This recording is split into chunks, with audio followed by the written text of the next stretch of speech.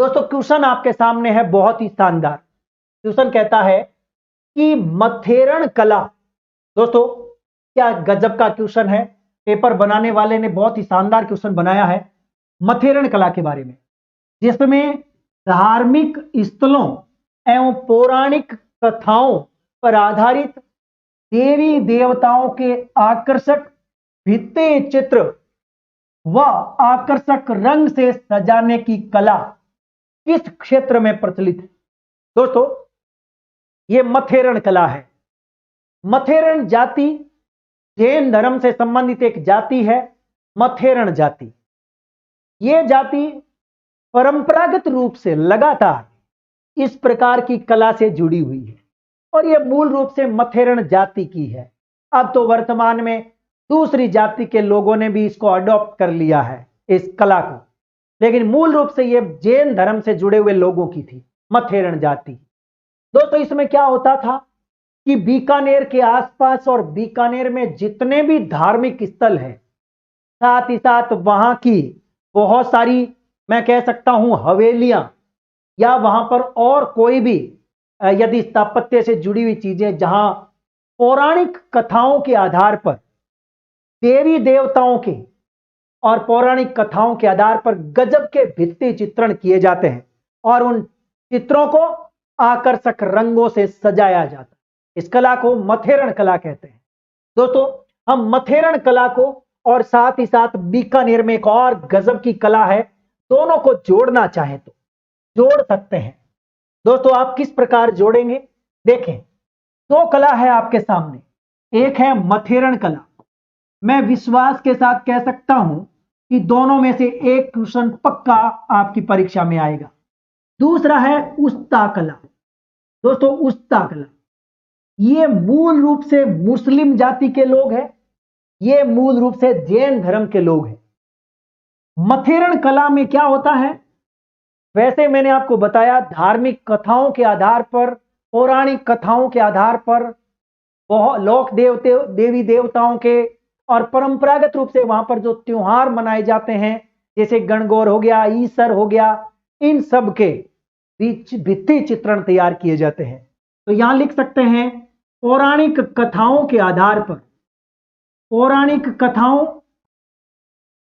के आधार पर देवी और देवी देवताओं के क्या बनाए जाते हैं, भित्ति चित्रण बनाए जाते हैं और इन्हें रंगों से, विशिष्ट रंगों से सजाया जाता है। रंगों से सजाया जाता है। कौन करते हैं, जैन जाति के लोग, और बीकानेर की प्रसिद्ध है दोनों की दोनों। बीच में लिख देता हूं बीकानेर, ये दोनों कला बीकानेर की है। उस्ता कला में उस्ता जाति के लोग जो कि मुस्लिम होते हैं, मैं लिख देता हूं मुस्लिम जाति के लोग, ये काम करते हैं उस्ता कला का। इसमें ऊंट की जो खाल होती है उस पर सोने चांदी की सूक्ष्म नक्काशी की जाती है। याद रखें, इस पर ऊंट की खाल पर सोने चांदी की सूक्ष्म नक्काशी, ये सोने चांदी की सूक्ष्म क्या की जाती है, नक्काशी की जाती है। एक बात और दोस्तों, मथेरण कला के अलावा मैं यदि उस्ता कला की बात करूं तो इसे मुनवती कला भी कहते हैं। इसका एक और नाम मिलता है मुनवती कला भी कहते हैं इसे, मनोवल भी कहते हैं। क्या कहते हैं इसे, मनोवल या मुनवती कला। अब आपके सामने एक इंपॉर्टेंट चीज है, कहते हैं कि उस्ता कला का मूल स्थान फारस है। दोस्तों इस कला का मूल स्थान फारस, अर्थात फारस का मतलब ईरान। कहते हैं कि इस कला को श्रेय देने का श्रेय बीकानेर के महाराजा राय सिंह को जाता है। राय सिंह ने संरक्षण दिया, रट लेना भाई, संरक्षण किसने दिया, राय सिंह ने। मथेरण कला को संरक्षण किसने दिया भाई, संरक्षण दिया है अनूप सिंह ने। दोस्तों बीकानेर के महाराजा अनूप सिंह ने संरक्षण दिया है किसको, मथेरण कला को। दोनों में अंतर इंपॉर्टेंट है। संरक्षण दिया है अनूप सिंह ने, याद रखें, रंगों से सजाया। तो यहां अनूप सिंह याद रखें, यहां उस्ता कला के लिए राय सिंह याद रखें। अब आपके सामने क्वेश्चन बन सकता है कि बताओ इनके कलाकारों के नाम बताओ। आपको याद रखना है। कुछ कलाकारों के नाम मैं आपको बताना चाहूंगा। दोस्तों यहां मैं लिख देता हूं, रट लेना, क्वेश्चन आ चुका है। जो आया हुआ क्वेश्चन है वही मैं आपको बताने जा रहा हूं।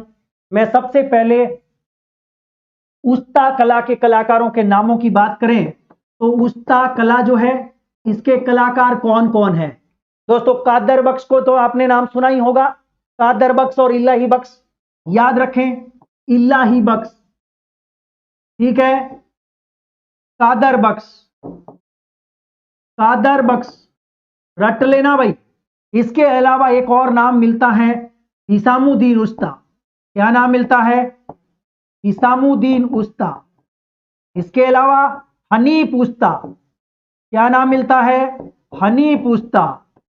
दोस्तों यहां से क्वेश्चन सीधा बनता है मोहसिन, मोहसिन रज्जा, याद रख सकते हैं, मोहसिन रज्जा, मोहसिन रज्जा, ये इनके कलाकार हैं। और इसके अलावा एक चीज और, हाँ जी, इसके अलावा एक चीज और, बहुत बढ़िया, चलिए भाई, बहुत बढ़िया, लगातार विद्यार्थी, गुड, हाँ जी, चलिए, बिल्कुल आपकी बात से मैं सहमत हूं। उस्ता कला के जो कलाकार हैं ये तो मैंने आपके सामने लिखे हैं, कुछ और कलाकार भी मैं आपको बताने वाला हूं।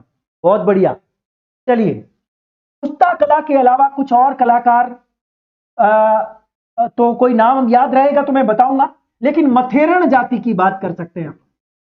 मथेरण जो कला है इसके कुछ कलाकार मेरे सामने हैं।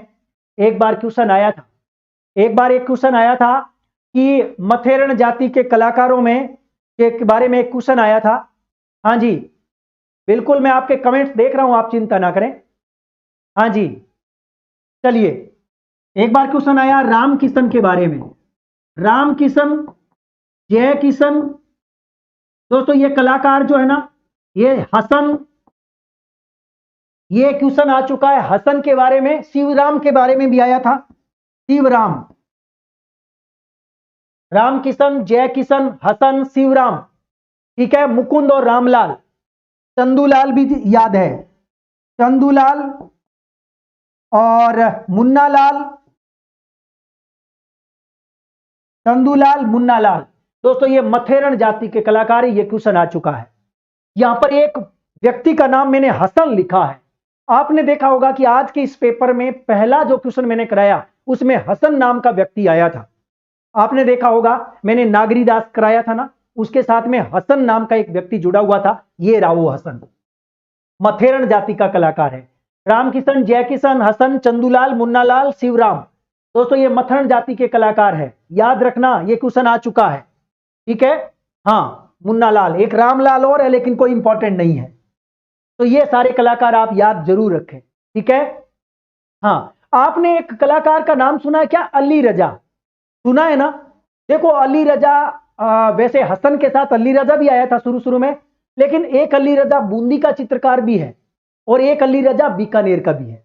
तो यहां पर आप लिख सकते हैं उस्ता कला में अली रजा, अली रजा, और यहां पर रुकनदीन भी लिख सकते हैं, रुकनदीन, रुकनदीन, रुकनदीन और अली रजा, दोस्तों ये उस्ता कला के कलाकार हैं, याद रखें, ठीक है। चलिए भाई, तो ये सारे के सारे मैंने मथेरण जाति के और उस्ता जाति के कलाकारों के नाम बताए। मुझे लगता है यहां से क्वेश्चन बन सकता है, ठीक है, वेरी गुड। एक बात याद आ रही है मुझे, मैंने आपको बताया भी था थोड़े दिन पहले कि हाँ, वेरी गुड, शाबाश, नहीं बिल्कुल, ये तो उस्ता जाति के कलाकार हैं। अली रजा हो गया, रुकनदीन हो गया, असीर खां भी आप लिख सकते थे, मैंने लिखा नहीं है, असीर खां है ना। तो ये सारे के सारे कलाकार हैं। एक बार एक क्वेश्चन आया था केमल हाइड ट्रेनिंग सेंटर के बारे में। दोस्तों आपने सुना होगा कि बीकानेर के अंदर केमल हाइड ट्रेनिंग सेंटर स्थापित किया गया है। कौन सा? Camel hide training centre. हाँ, यदि आपसे पूछा जाए कि बीकानेर में उस्ता कला के विकास से जुड़ा हुआ एक सेंटर है, किससे भाई? उस्ता कला के विकास से जुड़ा हुआ एक सेंटर है, जिस सेंटर का नाम है केमल हाइड ट्रेनिंग सेंटर। ये कहां पर स्थापित किया गया है? ये बीकानेर में। कहां पर है? बीकानेर में। और कब स्थापित किया? 1975 में। यह बात भी आपको याद रखनी है, क्वेश्चन आ चुका है। वैसे बीकानेर के अंदर जोड़बीड़ नामक स्थान है जहां पर ये ऊंट अनुसंधान केंद्र है, पता है ना।